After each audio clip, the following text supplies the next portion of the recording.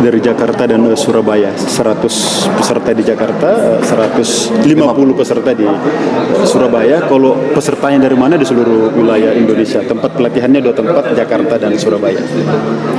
Belum ini kan ada kasus juga ya Pak Izin berkenaan dengan kurator. Tadi juga banyak ditekankan mengenai integritas dan juga menjaga marwah daripada API itu sendiri. Bahkan katanya ada 2 lantai khusus untuk Dewan Kehormatan.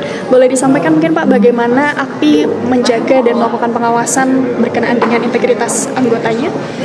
Baik, di materi pendidikan kita sampaikan semua, ada paparan dari Dewan Kehormatan, ada paparan dari standar profesi, lalu kemudian di penegakannya adalah tidak ada laporan atas aduan dugaan pelanggaran kode etik, dugaan pelanggaran standar profesi ke asosiasi yang tidak ditindaklanjuti. Semua kita tindaklanjuti. Jadi idealnya kan kita melunding anggota kita. Yes, kalau dilaporkan, sekedar dilaporkan pasti kami tidak proses, tapi kalau itu berdasar pasti kami proses. Jadi itulah wujud pertanggungjawaban profesionalisme dari organisasi kepada masyarakat yang menggunakan jasa kurator.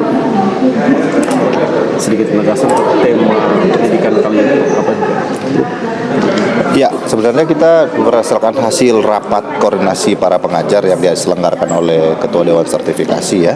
Itu penekanannya ada pada penegakan kode etik dan integritas. Ini yang disampaikan berulang-ulang ya. Secara kurikulum karena memang sudah disusun dengan baik, itu tidak akan banyak perubahan.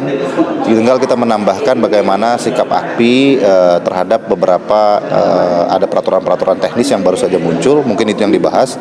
Tapi kembali penekanannya adalah bagaimana para peserta didik ini tidak hanya menjadi kurator, tapi setelah menjadi kurator apakah bisa menjalankan pekerjaannya dengan profesional, dengan menjaga kode etik dan integritas yang baik. Jadi penekanannya ada pada hal tersebut. Jadi nanti dalam beberapa kesempatan di sela-sela materi para pengajar akan menyampaikan ini sebagai constant reminder ya, untuk terus diulang-ulang supaya bisa sampai kepada para peserta didik dengan baik. Kenapa tema itu ada kaitan yang disampaikan?